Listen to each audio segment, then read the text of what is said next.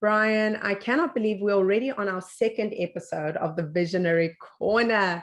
And the first one got so much incredible feedback and something that people really wanted to find out from you, Brian. And I think this is because of, how life is going. Most of the countries in the world are starting to open up just a little bit. And people want to know, Brian, as a chief visionary, how do you keep your work and life and health and everything else in balance? Is there such a thing as a work-life balance? Well, I'm wearing my yoga shirt here because I just did yoga this morning. Sounds really impressive. I think there's two ways of looking at it. I mean, number one, I remember Tony Hsieh from Zappos used to say, work-life balance, isn't work part of life? Should they be, how can you really separate them? I think in a bigger sphere, we look at, different critical elements of life, whether it's, it's monetary, health, family, social connections, etc. And it differs from people to say how much they need of each, but there are, normally 7 core areas that we have to focus on. And I think the key thing is for us to find the importance of those things and align them with what we're doing as a whole. So I'm not the best at this, as I mentioned to you earlier. And it's something that actually, has been eating me up a little bit because it requires an element of self-discipline. And, like I say, we all got to go on journeys. And recently, I'm going on some serious journeys to question why I lack the self-discipline in certain areas where I consciously know it's important, but at a subconscious level, we tend to sabotage and avoid following through with things. So this is an interesting sort of follow-on from what we spoke about last time, because firstly, no one's perfect. I mean, I've met some of the most successful, wealthy people in the world, and they've got challenges, right? So you don't live a life of bliss when you get it all right and there's no problems. And it was Tony Robbins who said, it's funny because as you climb the ladder of success, you just get different problems. So it's nice to have different problems, but the point is, life has always got its challenges.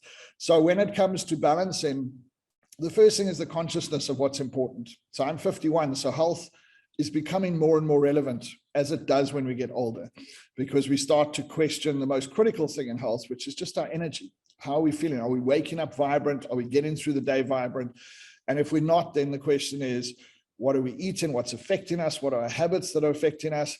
And anything like that requires obviously an element of discipline to follow through with. Now, we spoke last time about values. And the interesting thing is that, I don't have a high value on health. A lot of people don't have a high value on health.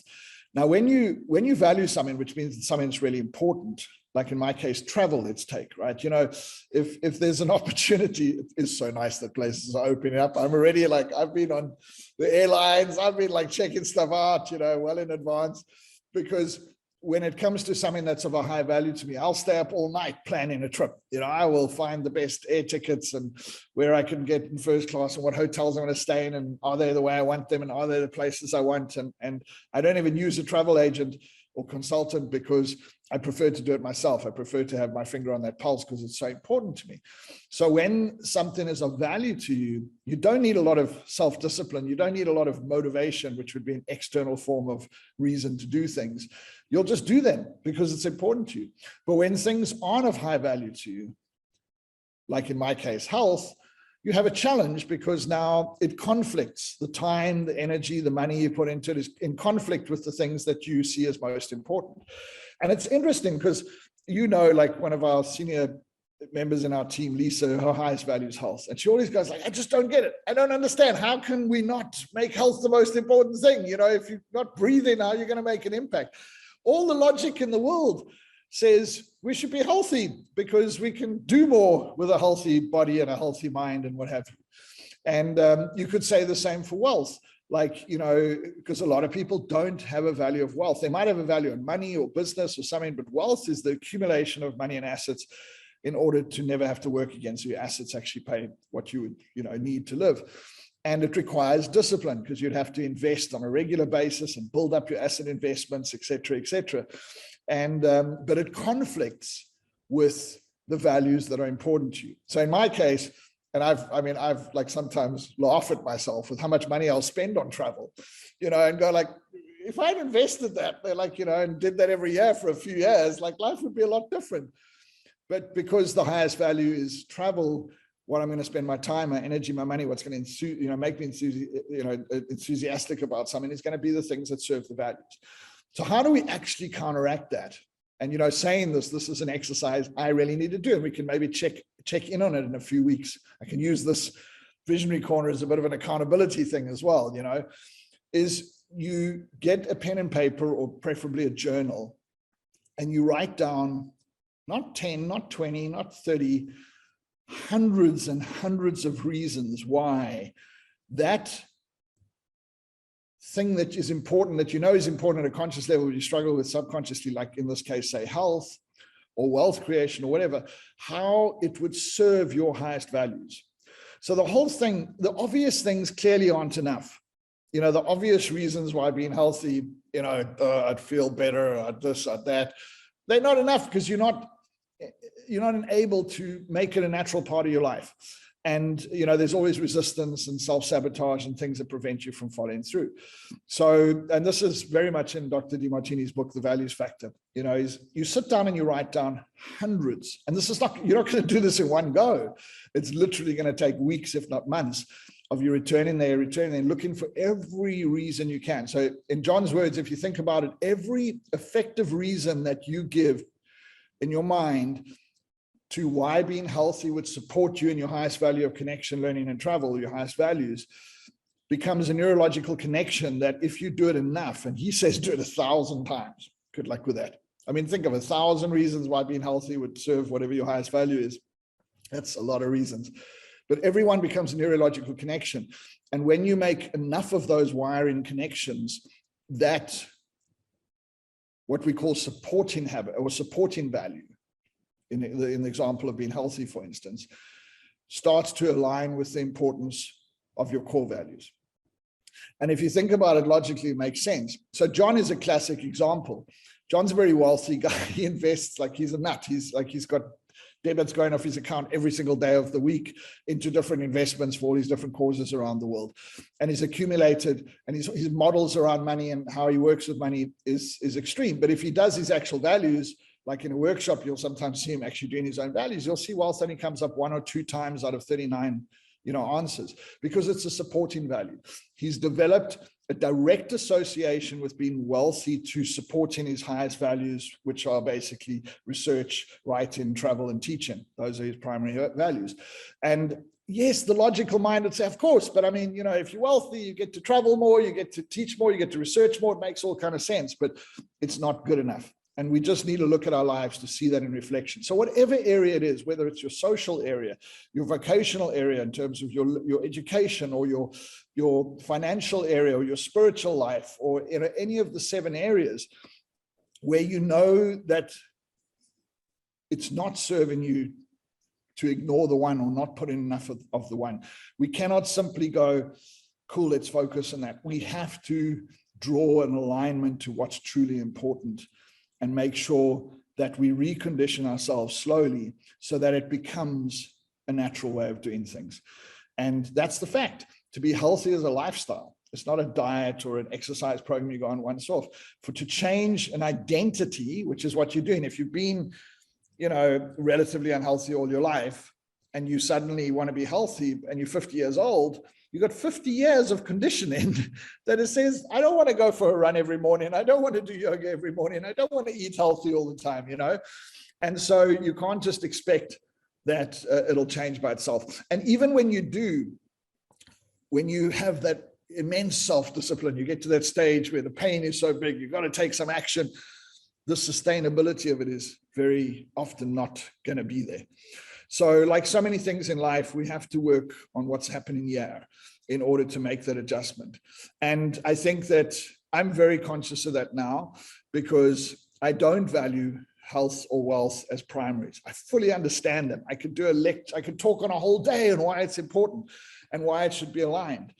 But everyone's journey is individual to themselves. In other words, no one's there to understand or be or do that journey for you. Only you can do that journey. So how important you make things is not about the conscious mind going, of course it's important. It's about being able to slowly recondition the subconscious mind to attach the importance of those things you don't normally do to the importance of the things that you automatically do. And that's where the shift really comes in. So that's an interesting exercise. And I challenge people, and a lot of people ask me who's my number one teacher. Often I can't help. Myself and my COO asked recently, neither of us could help saying Dr. Demartini, even though we work with so many different teachers. But it's because of the profound impact of these understandings. So, if you want a place to start, go and get The Values Factor, the book by Dr. Demartini, and actually look into that, because it makes a lot of sense. So we can't be equally everything in all 7 areas of our life. We're obviously going to preferentiate the ones that are more related to our values than the others. But as we get older, health becomes important. As we get older, wealth becomes important. We don't want to spend the rest of our lives having to work for money. And so I always feel that those two are the ones that most people want to get aligned with their life in the way that they do things as a whole. So yeah, interesting context. Literally having come out of a session, not even 15 minutes ago, with my yoga teacher, who I'm blessed because of the success I have to have a private yoga teacher that comes to me. But, for once he actually looked at me and he said, this has got to change, And I was like, good. Because it also helps to have accountability and it helps to have people on that journey. But nothing stops you from sabotaging yourself except you. And that's the key thing in whichever area is important to you.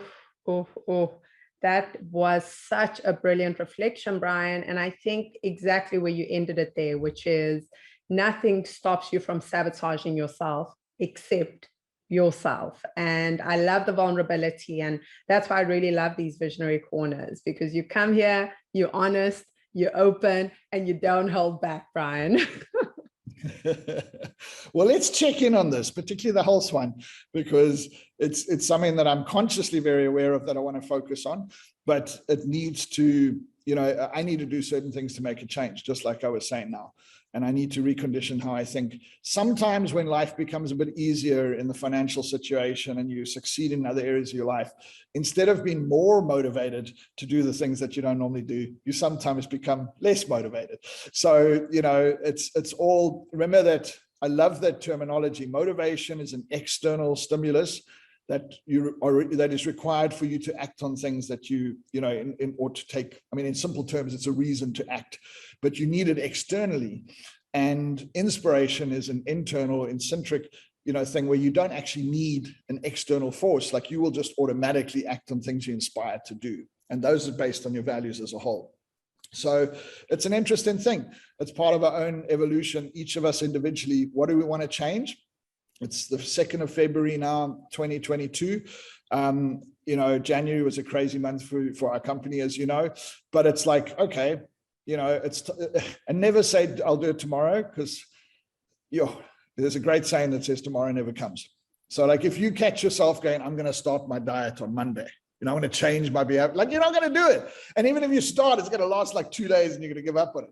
The very fact that you say you'll do it later is already an indication that you're not that serious about it. So, like I have changed my diet a lot recently, and that's, because all of those aspects are going to become important when it comes to the context of health.